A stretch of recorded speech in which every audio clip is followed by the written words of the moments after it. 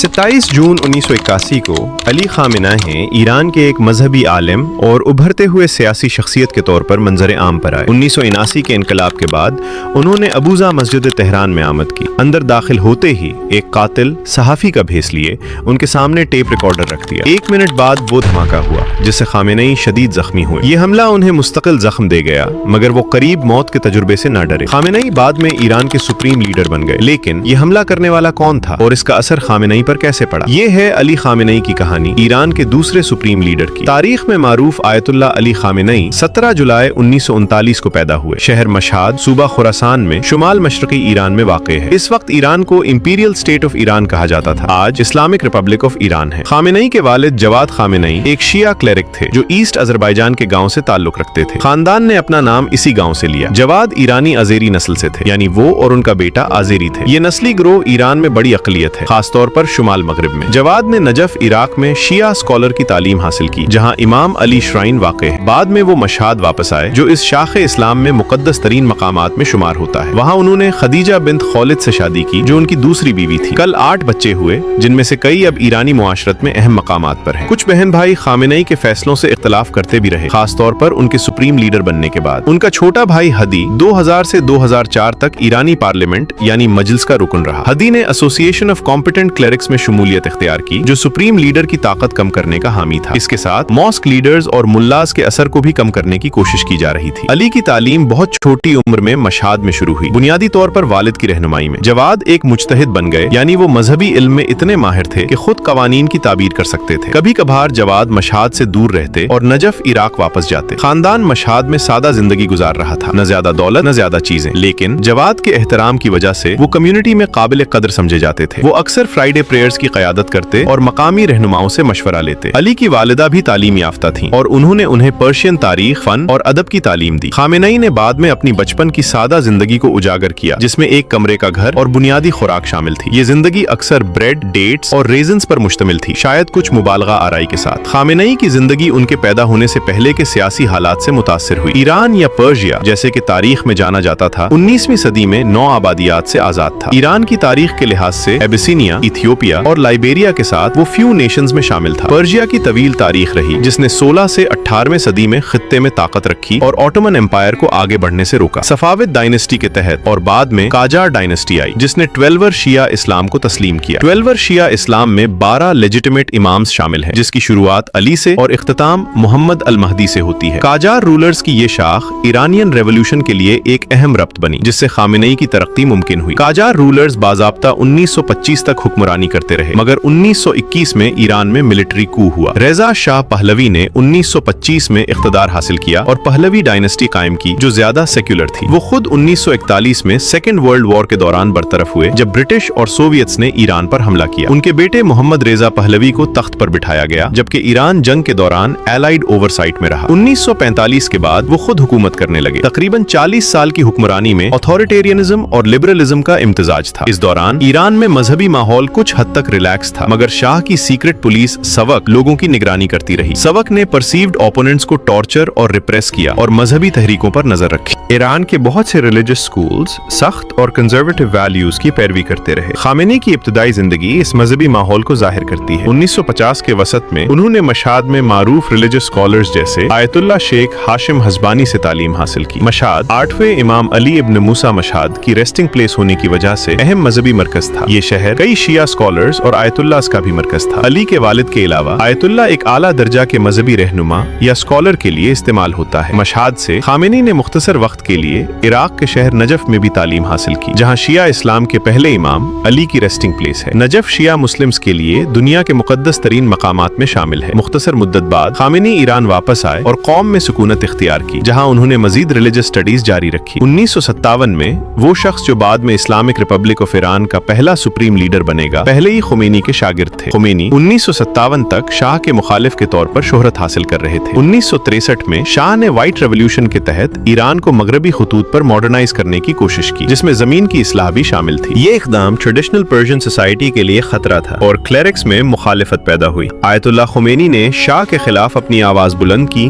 और गिरफ्तार कर लिया गया, जिसके नतीजे में पूरे मुल्क में एहतजाज और हलाकतें हुई। खुमैनी ने भी इस दौरान क्लेरिकल ऑपोजिशन में अहम किरदार अदा किया। 1967 में उन्होंने सैयद कुतुब की किताब को अरबिक से फारसी में ट्रांसलेट किया, जिसमें रिलीजियस रेवोल्यूशन पर जोर था। सवाक ने बुक की पब्लिकेशन को रोका और खमेनी कई बार गिरफ्तार भी हुए। गिरफ्तारियों के दरमियान वो मुल्क भर में सफर करके खिताबात करते और शाह की मुखालिफत करते। 1975 में तेहरान में तवील मुद्दत के लिए गिरफ्तार रखा गया, अक्सर सॉलिटरी कन्फाइनमेंट में, और खानदान को पता नहीं था। 1977 में उन्होंने एसोसिएशन ऑफ कॉम्पिटेंट क्लेरिक्स कायम करने में मदद की ताकि शाह के मुखालिफ क्लेरिकल ग्रुप मजबूत हो। 1964 में कौम से मशहद वापस आकर खमेनी ने अपनी वाहिद बीवी मंसूर खुसास्ते बागरजादे से शादी की। उनके 6 बच्चे हुए, 4 बेटे मुस्तफा, मुजतबा, मसूद, मैसम और 2 बेटियां खुदा, बौशरा। खानदान सादा जिंदगी गुजार रहा था। इनकलाब के बैग भी। खमेनी कुछ हद तक दीगर क्लेरिक्स जैसे आयतुल्लाह खुमैनी से ज्यादा ओपन माइंडेड थे और वेस्टर्न बुक्स पढ़ते, जैसे जॉन स्टाइनबेक। ये उनके वेस्टर्न कल्चर को अप्रूव करने के लिए नहीं बल्कि समझने के लिए था कि एक आम वेस्टर्नर क्या सोचता है। 1977 में एसोसिएशन ऑफ कॉम्पिटेंट क्लर्जी के कयाम के दौरान ईरान में पॉलिटिकल एनवायरनमेंट बिगड़ रहा था। शाह और सवाक की कोशिशों के बावजूद मुखालिफत बढ़ रही थी और पब्लिक डेमोन्स्ट्रेशंस की तादाद बढ़ रही थी। 1978 में ऑपोजिशन स्वेल हुआ। रायट्स और पुलिस क्रैकडाउन्स के नतीजे में सैकड़ों हलाक हुए। 19 अगस्त 1978 को सिनेमा रेक्स फायर में 400 से ज्यादा लोग मारे गए, जिसकी जिम्मेदारी इस्लामी दहशतगर्दों पर थी, मगर शाह की हुकूमत को इल्जाम दिया गया। और 1991 के बाद सद्दाम इख्तिदार में रहा। लेबनान की खाना जंगी खत्म हुई। सोवियत यूनियन ने अफगानिस्तान में कम्युनिस्ट रजीम की हिमायत खत्म की। अफगानिस्तान में दाखिली जंग शुरू हुई और तालिबान बिलाखिर इख्तिदार में आए। सोवियत यूनियन के खात्मे के बाद ईरान के शुमाल में अजरबैजान और तुर्कमेनिस्तान आजाद रियासतें में बनी। अफगान जंग की वजह से लाखों रेफ्यूजीज ईरान और पाकिस्तान आए, जिससे ईज़ियर्स, कुर्द्स और बलोचिज में अलहदगी पसंद रुझानात बढ़े। खामेनी के इब्तदाई सालों में इस्लामिक रेवोल्यूशनरी गार्ड कोर्स कायम हुई, जो इनकलाब के मुहाफिज के तौर पर फाल रही, जबकि ईरानियन आर्मी आम फौजी काम करती रही। ईरान के वसी ऑयल रिजर्व्स की वजह से हर ईरानी इकदाम आलमी इक्तसादी असर रखता था। खामेनी ने गार्ड कोर को मजबूत किया ताकि ईरान में रिलीजियस रेवोल्यूशन कायम रहे। गार्ड कोर ने सेक्युलर और लिबरल अनासर के खिलाफ काम किया और ऑथोरिटेरियनिज्म बढ़ाया। आज तकरीबन 1,25,000 मेंबर्स हैं, यानी हर 700 में से